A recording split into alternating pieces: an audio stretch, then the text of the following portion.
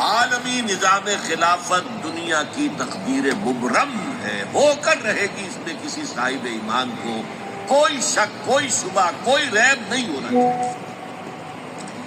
البتہ اس کا اب دوسرا پہلو کیا ہے، اس کا آغاز کہاں سے ہوگا؟ پہلی بات تو یہ، ہمارے بعض لوگوں کے ذہنوں میں، سادہ دل لوگ وہ سمجھتے ہیں کہ پوری دنیا میں ایک ہی دفعہ آ جانی چاہیے۔ یہ کوئی علاقائی خلافت تو نہیں ہو سکتی، خلافت تو عالمی ہوتی ہے۔ ان سے میں کہتا ہوں، عالمی خلافت کب تھی جناب؟ یہ تو نہ خلافت راشدہ میں عالمی تھی، کیا ہندوستان شامل تھا اس میں؟ کیا چین شامل تھا؟ کیا یورپ شامل تھا؟ اور پھر جو خلافت کے نام سے جو ملوکیت چلی ہے، وہ بھی صرف آپ دور بنو امیہ میں کہہ سکتے ہیں کہ وہ پورا عالم اسلام کم سے کم اس کے تحت تھا۔ بعد میں خلافت عباس، بنو عباس میں، اور فاطمیین کی خلافت میں، اور آل عثمان جو ہیں آٹومان ٹرکس کی خلافت میں ٹکڑے تھے، اس سے بکرے تھے، کوئی مانتا تھا، کوئی نہیں مانتا تھا۔ اور سب سے بڑی بات یہ، اگر ایک دم پوری دنیا پر خلافت قائم ہو سکتی تو حضور کے دست مبارک سے ہوتی، لیکن نہیں ہوئی۔ نتیجہ کیا نکلا؟ ایک ملک میں حضور نے قائم کر دی، جزیرہ نما عرب،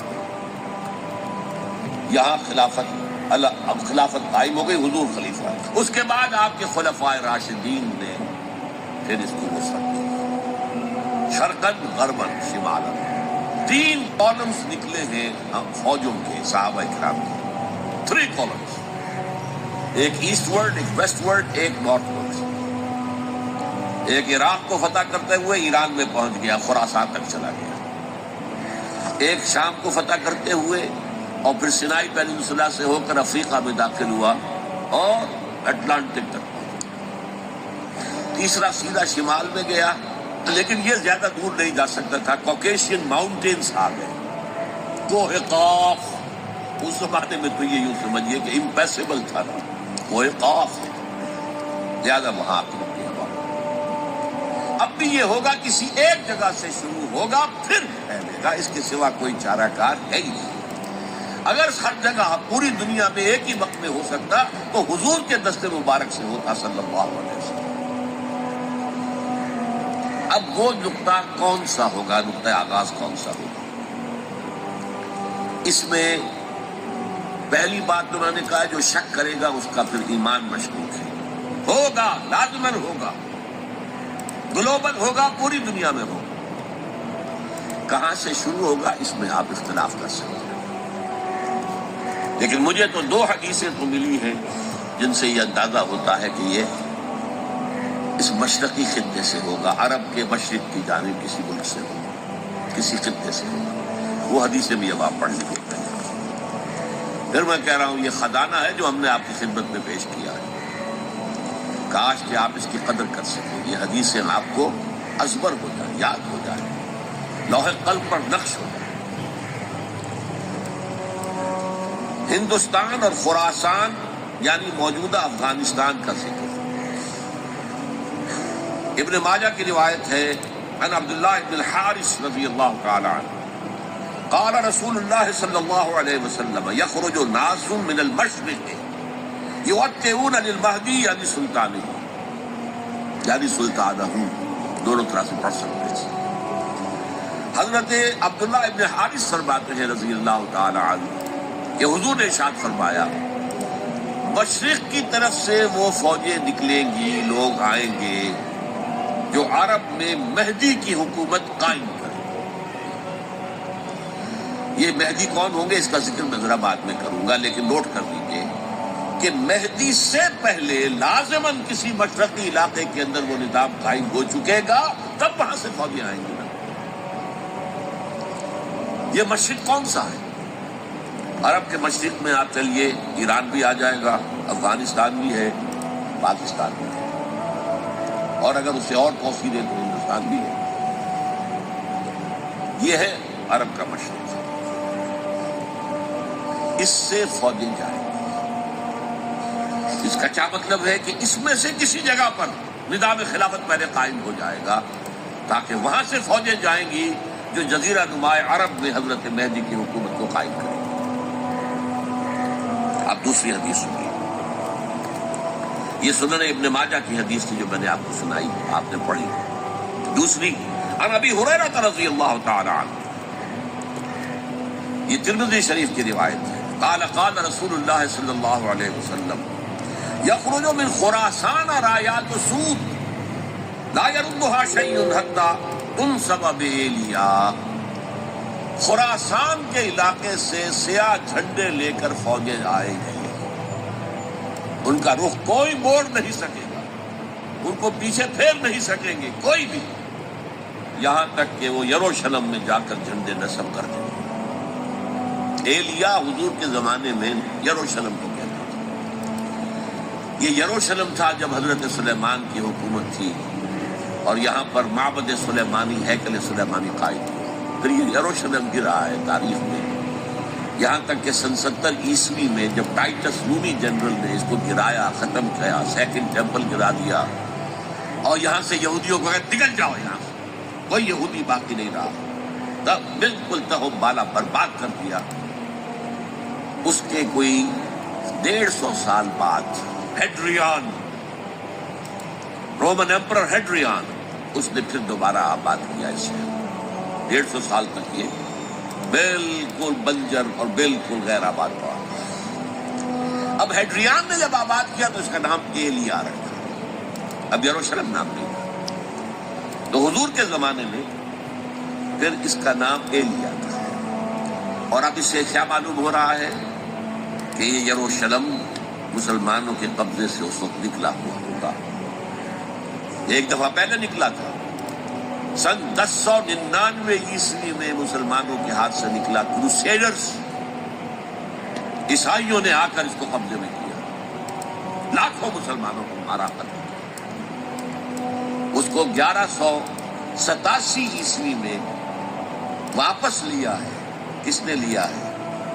صلاح الدین ایوبی، کرد، عرب کھوکھلے ہو چکے تھے، عربوں نے کھویا، واپس نہیں لے سکے، بہت حکومت کر چکے تھے، 400-500 برس کی حکومت کر کے، اور ان کے عیش اور ان کے آرام، اب ان میں جان نہیں تھی کہ وہ واپس لے سکے۔ واپس لینے والا گرم کرد صلاح الدین ایوبی۔ تو گویا کہ اب آپ سمجھئے کہ 88 برس تک عیسائیوں کا قبضہ رہا یروشلم، اب 1967 میں یہودیوں نے قبضہ کیا ہے، اور اب 38 برس تو ہو گئے، 88 نہیں 38 برس تو ہو گئے، لیکن وہ دور آئے گا کہ اب پھر لیں گے، لینے والے عرب بھی نہیں ہوں گے، خراسان کے علاقے سے فوجیں آئیں۔ یہ خراسان کیا تھا؟ ایلیا تو میں نے آپ کو بتا دیا، یروشلم کا نام ہے۔ خراسان اس زمانے میں ایک بہت بڑے ملک کو کہتے تھے، کچھ حصہ پاکستان کا بھی اس میں شامل ہے، کچھ حصہ ایران کا بھی ہے، ایران کے اس حصے کو اب بھی خراسان کہتے ہیں، وہ ایک صوبہ ہے، خراسان ایک صوبہ ہے ایران کا چھوٹا سا۔ پاکستان میں خاص طور پر یہ جو علاقہ مالاکنڈ ایجنسی کہلاتی ہے، اس سے اوپر جتنا علاقہ ہے، اور یہ جو واخان کی ایک پٹی آتی ہے اوپر، واخان افغانستان کی ایک پٹی سی دم سی چلی آتی ہے جو جا کر چائنا کی سرحد سے مل جاتی ہے، یہاں سے لے کے یہاں تک یہ جو مالاکنڈ کا وہ درہ ہے اور پہاڑ ہے، یہ بھی خراسان کا حصہ ہے۔ باقی تقریباً 2/3 آف افغانستان، ساؤدرن حصہ نہیں ہے خراسان کا حصہ، یہ سیستان کہلاتا تھا، یہ خراسان نہیں ہے، لیکن یہ کہ اوپر کا 2/3 آف افغانستان، اور اس کے ساتھ یہ جو عرب، جو اب یہ ترک ممالک آزاد ہوئے ہیں سوویت یونین کی ڈسولوشن کے ساتھ، یہ سارا علاقہ کہلاتا ہے خراسان بزرگ، دی گریٹ خراسان۔ اب نوٹ کر لیجئے، یہ کتابیں اگر آپ پڑھنا چاہیں تو کتاب الملاحم میں پڑھیے، بدترین عذاب عربوں پر آیا کھڑا ہے، سروں پر تنا ہوا، بدترین ایسی جنگ ہونی ہے الملحمۃ العظمیٰ، جس کو کہ میں بھی آپ کو گواہی پیش کر دوں گا، جسے کہا گیا ہے لاسٹ کروسیڈ، بش نے بھی کروسیڈ کا لفظ بول دیا تھا، پھر واپس لیا اس نے، نکل جاتی ہے جس کے منہ سے سچی بات مستی میں، فقیہ مصلحت بین سے اور ہندے بادہ خار اچھا، کروسیڈ کہہ کر پھر واپس لیا۔ یہ کروسیڈ اس کے اوپر جس قدر نقصان ہونا ہے عربوں کا، گریٹر اسرائیل بنے گا، یہ عراق، شام، اردن، سعودی عرب کا کچھ شمالی علاقہ، ترکی کا جنوبی علاقہ، مصر کا صحرائے سینا، اور اس کے ساتھ ہی جو بہترین اس کا زرخیز ترین علاقہ ڈیلٹا آف نائل، یہ سب یہودیوں کے قبضے میں جائے گا۔ اس کو حدیث میں کہا گیا الملحمۃ العظمی۔ عیسائی 80 علم لے کر مسلمانوں کے اوپر حملہ آور ہوں گے، اور ہر علم کے نیچے 12,000 فوج، 9.5 لاکھ فوج۔ یہ نیٹو کی تیاری کس کے لیے ہو رہی ہے؟ جب USSR کا خاتمہ ہوا تو پوچھا گیا تھا نیٹو چیف سے، اب کس لیے؟ دوبارہ وہ دشمن تو ختم ہو گیا، اب ہمیں اسلامی فنڈامنٹلزم سے نمٹنا ہے۔ وہ جانتے ہیں خطرہ یہی ہے، اب اسلام ابھر سکتا ہے، مسلمانوں کے سینوں کے اندر وہ آگ ہے، اوپر خاکستر آ گیا ہے، تمہیں اٹھانا بیٹھنا، یہ اندر تو انگارہ ہے، اوپر سے راکھ ہے، اسے دھوکہ نہ کھا جانا ان کے دلوں کے اندر۔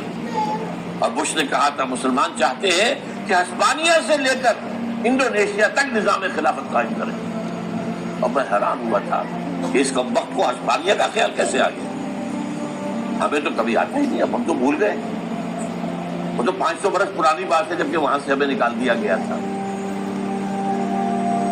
اگرچہ اقبال نے کہا تھا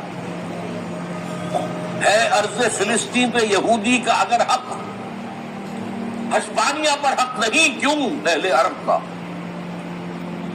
ہسپانیہ میں تو 800 سال حکومت کی مسلمانوں نے، اور ابھی 500 برس سے گزرے ہیں نا۔ یہودی تو ارض مقدس سے 2000 سال نکالے گئے، انہیں لا کے آباد کیا گیا، عربوں کے سینے میں خنجر پھونک دیا گیا۔ وہ چھوٹا سا ملک جو چاہتا کرتا، کوئی پوچھنے والا نہیں۔ امریکہ جیسے اپنے بیٹے کی حفاظت کرے ویسے کرتا۔ اور حضور نے فرمایا ہے وہ جنگ جب ہوگی تو ایک باپ کے اگر 100 بیٹے ہوں گے تو 99 ختم ہو جائیں گے، ایک بچے گا۔ یہ حدیث ہے صحیح۔ اور آپ نے فرمایا ویل للعرب من شر قد اقترب، عربوں کے لیے ہلاکت ہے، عربوں کے لیے بربادی ہے اس شر سے جو قریب آ چکی ہے۔ اور آج جس طرح انہوں نے ان کی تہذیب کو اختیار کر لیا ہے، دبئی جا کر دیکھیے، بدترین مغربی معاشرہ جو ہے وہ دبئی کے اندر ہم نے قائم کر کے دکھا دیا۔ اب سعودی عرب اس راستے پر بڑھ رہا ہے۔ اور اس کے بعد نمبر 2 پر جو ہے ہم پاکستانی ہیں، لیکن میں اس کے پہلی بات جو کہہ رہا ہوں وہ تو یقینی ہے، اس میں تو احادیث صحیحہ موجود ہے۔ اگرچہ اس کے بعد پاسا پلٹے گا، پھر حضرت مہدی کا ظہور ہوگا، پھر حضرت عیسیٰ کا نزول ہوگا، اور وہ گریٹر اسرائیل گریٹر گریو یارڈ بنے گا یہودیوں کا، ایک ایک یہودی قتل ہوگا اور دفن ہوگا۔ یہ بات میں ہونا ہے، میں پہلی بات پر بات کر رہا ہوں۔ وہ پاسا پلٹے گا جب پلٹے گا، ابھی جو سامنے ہے وہ کیا؟ جس ملحمۃ العظمی کہا حضور نے، جسے آرمگیڈون کہتے ہیں عیسائی۔ آرمگیڈون کی اگر کہیں جا کر آپ دیکھیں گے، آپ ڈکشنری میں مانی کیا لکھا ہے؟ A very big war which will be fought between the forces of evil and good before the end of this world. اس دنیا کے خاتمے سے پہلے خیر اور شر کی قوتوں کے درمیان بہت بڑی جنگ ہوگی۔ ارمگیڈون اسے کہتے ہیں عربی میں، اور آرمگیڈون اسے کہتے ہیں انگریزی میں، اور یہ بائبل کی آخری کتاب کے اندر ہے، جو اس میں کہ مکاشفات یوحنا، ریویلیشن آف سینٹ جان۔ یہ تو میں کہہ رہا ہوں یقین کے ساتھ، اس زیادہ دور نہیں آیا چاہتا ہے، اس لیے کہ یہودیوں کا اور عیسائی جو کنزرویٹوز ہیں، نیو کنزرویٹوز، ان کا 5 نکاتی ایجنڈا ہے متفق علیہ، جس کے تحت یہ جنگ صلیبی شروع کی گئی۔ تو سن لیجیے آپ، آرمگیڈون نمبر 1، گریٹر اسرائیل قائم ہو جانا اس کے نتیجے میں نمبر 2، مسجد اقصی اور قبۃ الصخرہ کو گرانا نمبر 3. وہاں تھرڈ ٹیمپل، وہ مسجد جو حضرت سلیمان نے بنائی تھی 1000 قبل مسیح میں، پھر برباد کی تھی نیبوکدنیزر نے، دوبارہ بنائی گئی، پھر دوبارہ ختم ہوئی 70 عیسوی ہم تک گری پڑی ہے. ان کا خانہ کعبہ گرا ہوا ہے 70 عیسوی سے لے کر آج تک. ایک دیوار ہے ویلنگ وال، جہاں جاتے ہیں روتے ہیں پھر سے حماقت کرتے ہیں، وہاں وہ بنے گا تھرڈ ٹیمپل. اور نمبر 4 اس میں لا کر رکھا جائے گا تخت حضرت داؤد کا. یہ تخت کہاں ہے اس وقت؟ یہ لندن شریف کے اندر جو ان کی پارلیمنٹ کا جو چرچ ہے ویسٹ منسٹر ایبے، اس میں رکھا ہوا. ایک پتھر تھا جس پر بٹھا کر حضرت داؤد کی تاجپوشی ہوئی، پھر حضرت سلیمان کی ہوئی، پھر وہ پتھر رکھ دیا گیا جب حضرت سلیمان نے بنایا ہیکل مسجد اقصی. وہاں رہا ہوا. ہر بادشاہ جو تھا یہودی اسی کے اوپر بٹھا کر اس کی تاجپوشی ہوتی تھی. سن 70 میں ٹائٹس نے گرایا اسے ہیکل کو، وہ پتھر لے گیا، وہاں سے روم گیا، روم سے آئرلینڈ گیا، آئرلینڈ سے اسکاٹ لینڈ آیا، اسکاٹ لینڈ سے انگلینڈ آیا، اور اب وہ رکھا ہوا ہے 14ویں صدی عیسوی سے آج تک. وہ ویسٹ منسٹر ایبے میں رکھا ہوا، ایک کرسی کی سیٹ میں اسے بنا دیا گیا ہے تخت کی شکل. اب انگریزوں میں کوئی ملکہ ہو، کوئی بادشاہ ہو جس کی بھی تاج پیش ہونی ہے، اس میں ہو. یہ لا کر رکھا جائے گا تھرڈ ٹیمپل. اور اس پر یہودیوں کے خیال کے مطابق ان کا مسیحا آئے گا جو مسیح دجال ہوگا. عیسائیوں کے خیال کے مطابق حضرت عیسیٰ آئیں گے، وہ ہمارا بھی خیال حضرت عیسیٰ آئیں گے علیہ السلام. بہرحال یہ تو بات کی بات ہے نا، اس وقت جو میں عرض کر رہا ہوں عربوں پر بہت بڑا عذاب. اور پاکستان کا معاملہ البتہ یہ ہے، میں یقین سے نہیں کہہ سکتا. ہینگنگ ان دی بیلنس، ہو سکتا ہے اللہ تعالیٰ ہم پر رحم فرمائے، ہو سکتا ہے اگرچہ اسی کی شرائط ہو.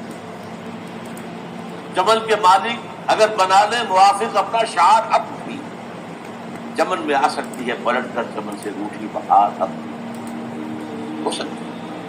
اور یہ بھی ہو سکتا ہے کہ اللہ تعالیٰ نے معجزانہ طور پر ہمیں ملک دیا، ہم نے اللہ سے بدعہدی کی، وعدہ خلافی کی، غداری کی، لہذا سزا دی جائے اور ہم سے یہ ملک چھین لیا جائے. It's just possible.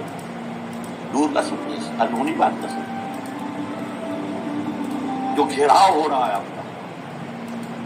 آپ کے مغرب میں نیٹو فورسز اور مشرق میں بھارت فورسز، بھارتی فورسز قلعوں کی طرح بیٹھے ہوئے انتظار کر رہے ہیں. پاکستان اور ڈسٹیبلائز ہو جائے، یہاں اور بدامنی ہو جائے. اب لاہور میں پھر آج دھماکے ہو گئے ہیں.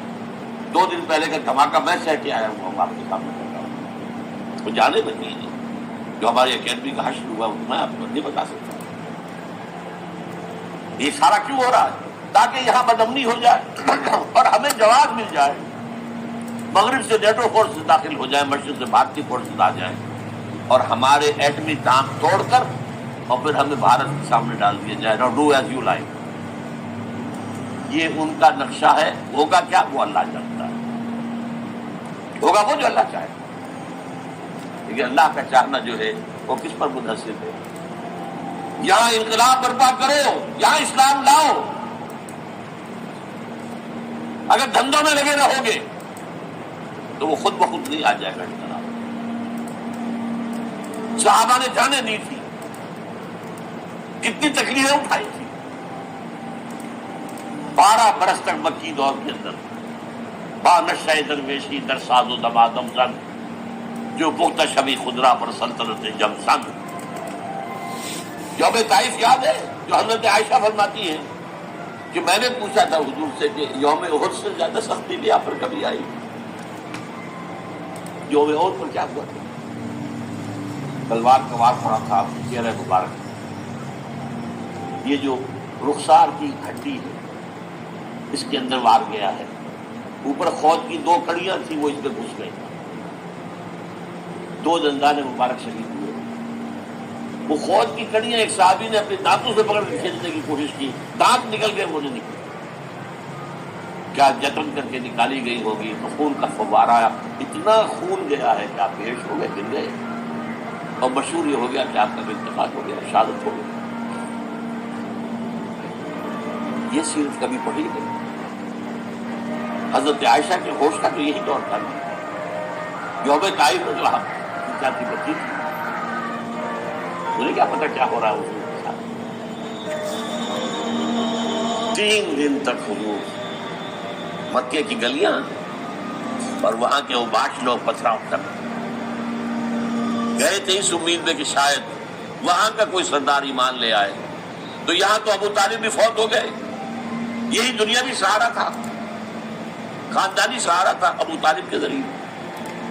اور گھر میں ایک دلجوئی کرنے والی رفیقہ حیات تھے، وہ بھی ان کا بھی انتقال ہوا. آپ نے کہا یہ عام الحزن ہے.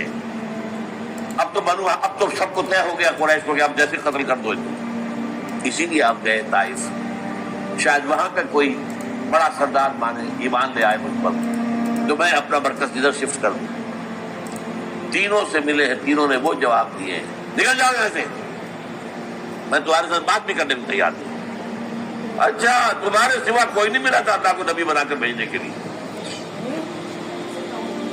دیکھو جاؤ، میں بات نہیں کرنا چاہتا. ہو سکتا ہے میں بے عزتی کر بیٹھوں، واقعی تم اللہ کے نبی ہو تو میں مارا جاؤں گا. جاؤ جاؤ جاؤ. یہ سلوک محبت کے ساتھ ہوا. اور پھر چھوکروں کو اسٹریٹ ارچنز جنہیں آپ کہتے ہیں اشارہ کیا تھا، خبر لو پتھراؤ ہو رہا ہے. ساتھ کوئی ہے نہیں، ایک آدمی صرف زید ابن حارثہ. اب سامنے سے پتھر آ رہے ہیں تو زید آگے آ جاتے ہیں، ہاتھ بنتے ہیں مجھے لے کے پتھر حضور کو لگے. اب پیچھے سے آ رہے ہیں، چاروں طرف سے تو ڈھال نہیں بن سکتا. جسم لہو لوہا، خون جا کر جوتیوں میں جم گیا ہے، جوتی اتر نہیں تھی. پھر وہاں سے واپسی پر جو دعا مانگی اللہم الیک اشکو ضعف قوتی وقلت حیلتی وہوانی علی الناس. اے اللہ تیری جناب میں فریاد لے کر آیا ہوں اپنے قوت کی کمی کا، اپنے وسائل کی کمی اور جو ذلت و خواری ہو رہی ہے لوگوں کے سامنے. الا ملتقلونی، مجھے کس کے حوالے کر دیا؟ الا بعیدی یتجہمنی، یہ میرے اوپر ہجوم کر کے آج حملہ کریں. اور عدو من لگتا ہم نے یہ دشمن کے حوالے میرا معاملہ کیا، جو چاہے کرتے ہو. لیکن پھر عبدیت غالب آتی ہے. ان لم یکن علی غضب فلا ابالی. اللہ اگر تو ناراض نہیں ہے تو مجھے کوئی پرواہ نہیں. سر تقدیم خم ہے جو مزاج یاد کا ہے. مجھے اندیشہ یہ ہے کہ تو ناراض تو نہیں ہوئی. یہ تکلیفیں جھیلی ہے. سینکڑوں صحابہ نے جانوں کا نذرانہ پیش کیا ہے. احزاب کی جنگ میں فاقوں پر فاتح ہو رہے تھے اور ان فاقوں کی حالت میں خندق کھودنے کا حکم ملا ہے. لوگوں کی قبریں دوہری ہو رہی ہیں، پتھر باندھے ہیں اپنے پیٹوں سے، اپنے چادروں کے ساتھ کس کر قبر دوہری میں ہو جائے. اور جب صحابہ کدالیں چلا رہے ہیں تو کیا کہہ رہے ہیں؟ نحن الذین بایعوا محمدا علی الجہاد ما بقینا ابدا اللہم لا عیش الا عیش الاخرہ. صحابہ کہتے تھے ہم وہ لوگ ہیں جنہوں نے محمد سے بیعت کی ہے کہ جہاد کرتے رہیں گے جب تک جان میں جان نکل جائے تو بات اور. جان ہے، چاہے ابھی بھوک سے کمر دوڑی ہوئی جا رہی، جان تو ہے. اور ایک دفعہ کہتے تھے اللہم لا عیش الا عیش الاخرہ، اللہ عیش زندگی تو آخرت کی زندگی ہے. اور حضور فرماتے تھے، حضور پہ بیٹھے ہوئے نہیں تھے، کام کیا لگا کر پتھر اٹھا اٹھا کر خندق میں چلے جا کے باہر پھینک رہے تھے. جب صحابہ کہتے اللہم لا عیش الا عیش الاخرہ، حضور فرما رہے ہیں فاغفر للانصار والمہاجرہ، اے اللہ ان انصار اور مہاجرین کی مغفرت فرما. پھر حضور کی خدمت میں کچھ لوگ آئے، حضور اب یہ فاقہ ناقابل برداشت ہو گیا، دیکھیے ہم نے یہ پتھر باندھے ہوئے اپنے پیٹ کے ساتھ. حضور نے کرتا اٹھا کر دکھایا، وہاں 2 پتھر بندے ہوئے. یہ ہے سیرت النبی. آپ کس چیز کو سیرت النبی سمجھتے ہیں؟ بہرحال اس موضوع پر میری ایک کتاب ہے منہج انقلاب نبوی، یہ انقلاب کیسے آیا تھا. اگر دل میں ذرا بھی آرزو پیدا ہو گئی ہو کہ اللہ قبول کر لے مجھے بھی، مجھے قبول کر